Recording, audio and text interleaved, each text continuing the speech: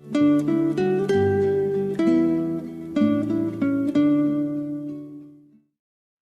오늘도 예레미야서 46장에 기록된 이 말씀을 통해서 하나님께서 주시는 은혜를 우리가 함께 나누기를 원합니다. 여러분, 우리가 지금 계속해서 예레미야서 말씀을 함께 나누고 있는데요. 예레미야가 말하는 이스라엘에 대한 이야기는 사실 예레미야서 45장에서 끝이 납니다. 예레미야 선지자는 결국 하나님과 언약한 이스라엘 백성들이 그 언약을 어김으로 말씀에 기록된 대로 역사 속에서 심판을 받게 되었다는 이야기를 하고 있는 것입니다. 이 하나님께서 이스라엘 백성들과 언약한 이유는 이 이스라엘이라는 나라를 통해서 하나님을 알지 못하는 나라들이 하나님을 알게 하기 위해서였습니다. 그런데 이 이스라엘이 가나안 땅에 들어가서 복을 받고 난 뒤에 사명을 잊어버리고 이방 나라들과 같이 우상을 섬기고 악을 행하는 나라가 되어버린 것입니다. 그래서 하나님께서 수많은 선지자들을 보내서 그 죄에서 돌이키라고 경고를 하고 말씀을 외쳤지만 돌아오지 않았습니다. 그래서 결국 하나님께서는 레위기 26장에 있는 계약서에 있는 말씀대로 이 이스라엘 백성들을 심판하신 것입니다. 그리고 바벨론에서 그 죄의 대가로 70년간 고난을 당하게 하시고 다시 하나님 말씀을 깨달아 회개하고 돌아올 때 이스라엘을 다시 회복시켜 주실 계획을 세우신 것입니다. 그래서 이 예레미야서 다음에 우리가 읽어야 할 책은 예레미야 에가서와 다니엘서와 에스겔서입니다. 예레미야 에가서는 폐허가 된 이 예루살렘 성을 보면서 예레미야가 부르는 슬픈 노래 에가가 기록이 되어 있고요. 그리고 다니엘서와 에스겔서는 바벨론의 포로로 잡혀간 이스라엘 백성들이 이 자신들의 죄를 회개하고 다시 하나님 말씀을 통해 하나님의 백성으로 교육하는 내용이 기록이 되어 있습니다.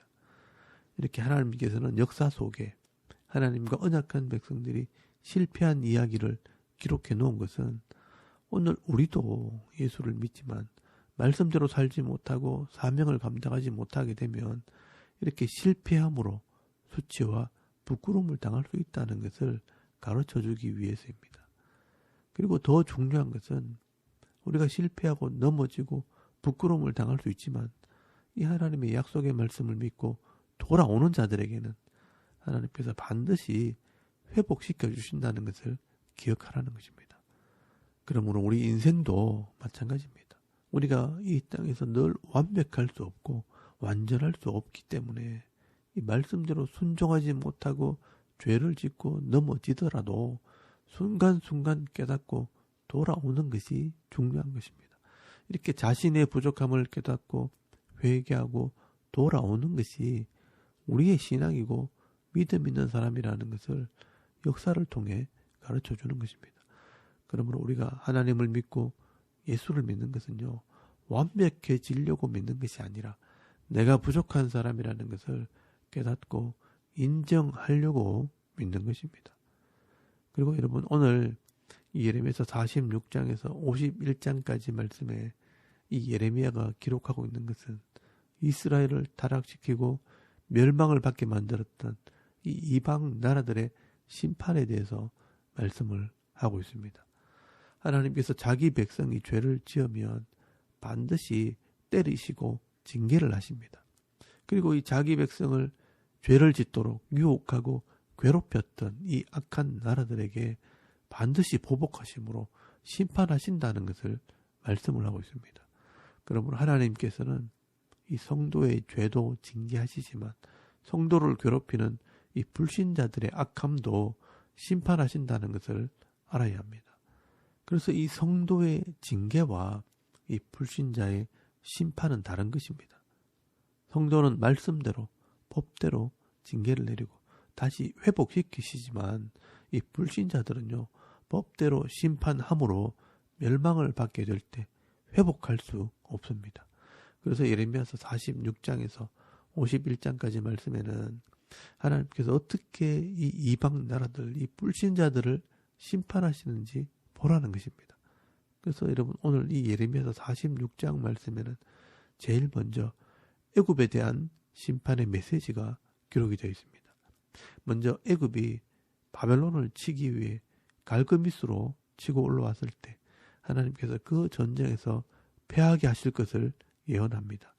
여러분 2절 말씀해 보시면 애굽에 관한 것이라 곧 유다의 요시야 왕의 아들 여호야김 넷째 해에 유브라데 강가 갈그미스에서 바벨론의 느부갓네살 왕에게 패한 애굽의 왕 바로 느고의 군대에 대한 말씀이라라고 말씀을 합니다. 여러분 BC 605년에 이 애굽의 왕 느고가 이 북쪽에 있는 바벨론을 치기 위해 유브라데 강가에 있는 갈그미스까지 가서 전쟁을 하게 됩니다. 하나님께서 그 전쟁에서 이 애굽이 패하게 하시겠다는 것입니다. 내가 말을 타고 갑옷을 입고 투구를 쓰고 큰 방패, 작은 방패 다 들고 중무장에서 한번 싸워보라는 것입니다. 그래도 내가 너를 그 전쟁에서 패하게 할 것이라 라고 말씀을 합니다. 여러분 5절에서 6절까지 말씀해 보시면 여호와의 말씀이니라. 내가 본즉 그들이 놀라 물러가며 그들의 용사는 패하여 황급히 도망하며 뒤를 돌아보지 아니하면 어찌 믿냐.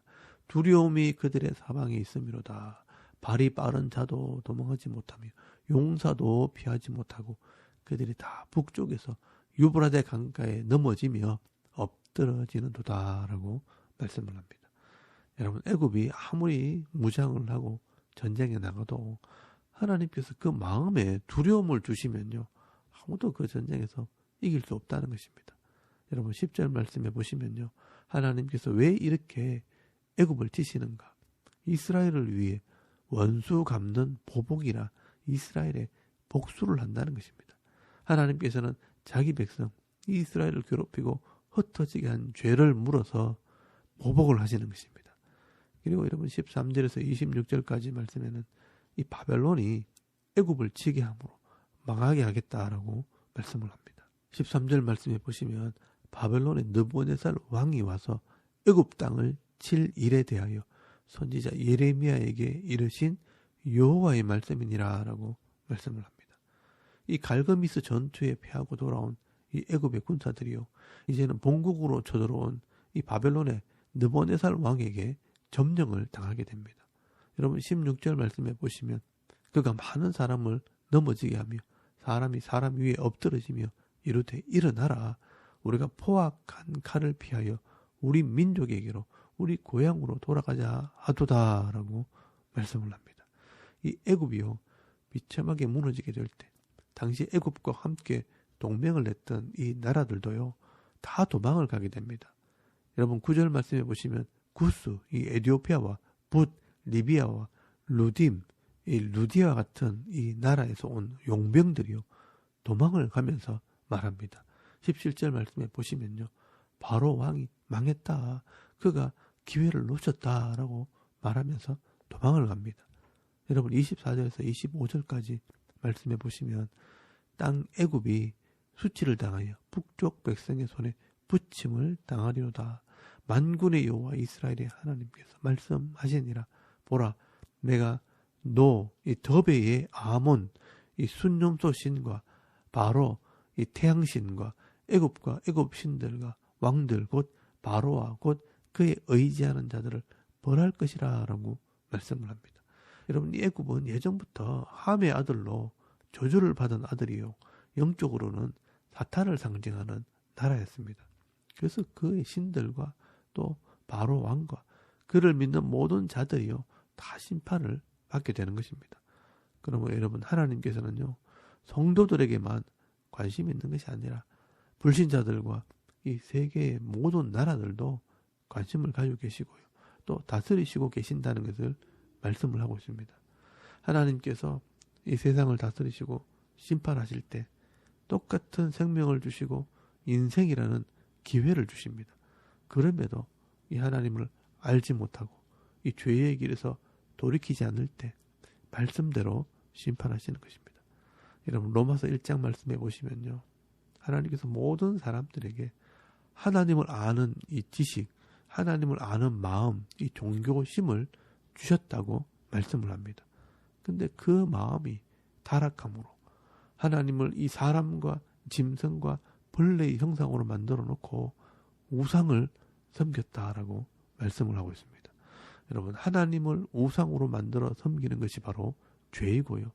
또 이 하나님 말씀을 깨닫지 못하고 자기 욕심에 이끌려서 자기만을 위한 이 악을 행하는 삶을 사는 것, 이것도 죄가 되는 것입니다.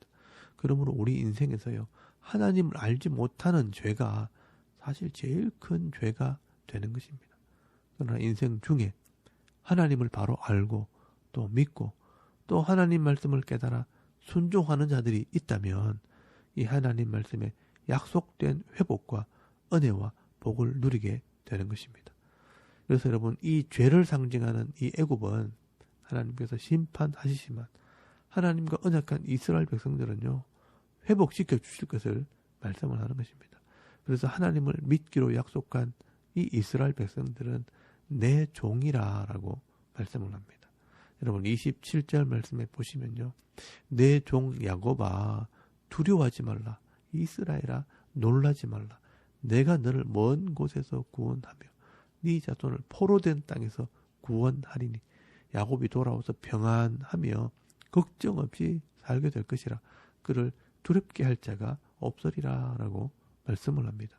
그리고 28절 말씀에도 보시면 여호와의 말씀이니라, 내 종 야곱아 내가 너와 함께 있나니 두려워하지 말라, 내가 너를 흩었던 그 나라들은 다 멸할지라도 너는 사라지지 아니하리라, 내가 너를 법도대로 징계할 것이요 결코 무죄한 자로 여기지 아니하리라 하시니라 라고 말씀을 합니다. 여러분, 이것이 바로 하나님의 공의입니다.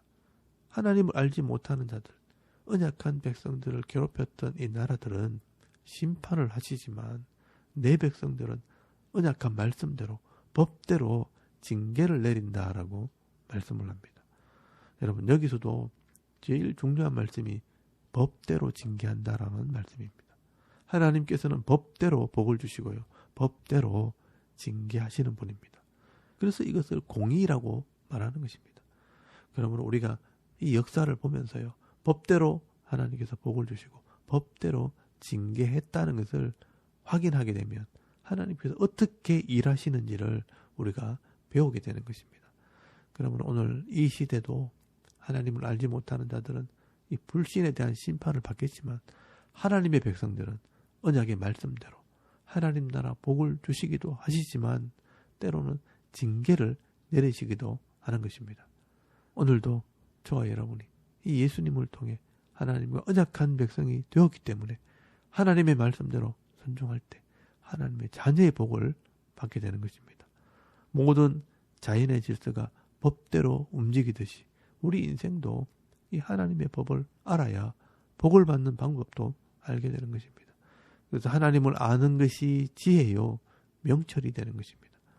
여러분, 예수님께서도요, 수고하고 무거운 짐진 자들아 다 내게로 오라, 내가 너희를 쉬게 하리라, 나는 마음이 온유하고 겸손하니 내 멍에를 메고 내게 와서 배우라 라고 말씀하신 것입니다. 여러분, 오늘도 우리가 이 말씀에 기록된 이 역사의 교훈을 통해 하나님의 말씀을 잘 배워서 이 죄악이 많고 혼란스러운 세상 속에서도 은혜의 삶, 축복의 삶을 살아가는 저와 여러분의 이런 영적인 삶의 모습이 되실 수 있기를 주의 이름으로 축원합니다. 아멘. 우리 잠깐 기도드리겠습니다. 오늘도 말씀을 기억하고 순종하는 삶을 살게 하옵소서. 나라와 민족을 위해 교회와 가정과 자녀들의 믿음을 위해서 기도하시고요, 또 개인의 기도 제목을 따라 기도하고 오늘 하루 삶을 또 시작할 수 있기를 바랍니다. 다 같이 우리 하나님께 한번 기도드리겠습니다. 살아계신 하나님, 은혜를 참 감사합니다. 오늘도 이 아침에 하나님을 예배하게